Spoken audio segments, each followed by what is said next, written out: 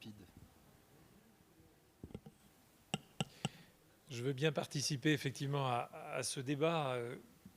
Soutenir le débat comme je l'ai entendu, je ne sais pas, parce que au fond, chacun sait bien qu'il n'y aura pas de vote. Donc dans le cadre de cette démarche.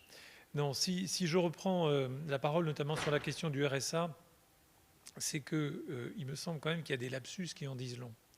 Voilà 2 fois, à l'occasion de 2 sessions qui se sont tenues ici même, que le A de RSA est assimilé à assistanat. Cela me gêne.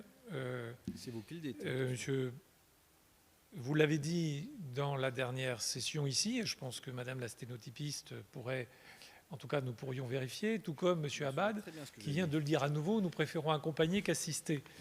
Non, je crois que moi je ne peux pas en tout cas laisser dire cela en 2020, alors que le département de l'Ain a été le premier, et le président Charles Laverpillière s'en souvient, à mettre en œuvre le revenu de solidarité active qui a supplanté le RMI.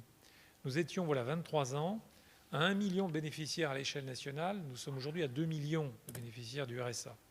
Donc ça dit quand même de la précarité et de la fragilité. Et je veux bien sûr souligner les efforts qui sont faits par notre collectivité, mais de grâce, passons à autre chose qu'à assimiler l'acronyme RSA à revenu de solidarité et d'assistanat. Je crois que ce serait important pour tout un chacun et pour les bénéficiaires. Et puis sur la question des territoires, au fond, je voulais simplement dire qu'il ne faut pas que nous puissions communiquer en trompe-l'œil. Oui, il y a un soutien fort des territoires et accru, c'est une évidence, et je m'en réjouis. Mais je le dis aussi, cela signifie que les domaines qui sont les nôtres et dans lesquels nous agissons, domaine des collèges, domaine des routes, voilà, le budget d'investissement évolue peu ou pas dans ces domaines. Il y a encore beaucoup à faire, vous le savez bien, et je veux rappeler, pour ce qui est de mon territoire, une déviation, n'est-ce pas, celle de cet ancien chef-lieu de Pont-de-Vel, une déviation que nous appelons de nos voeux depuis bien longtemps, qui avait été, en 2011 en tout cas, programmée.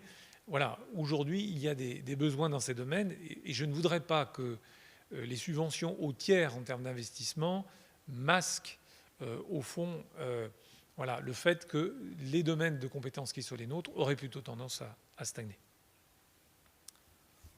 Bien, chers collègues.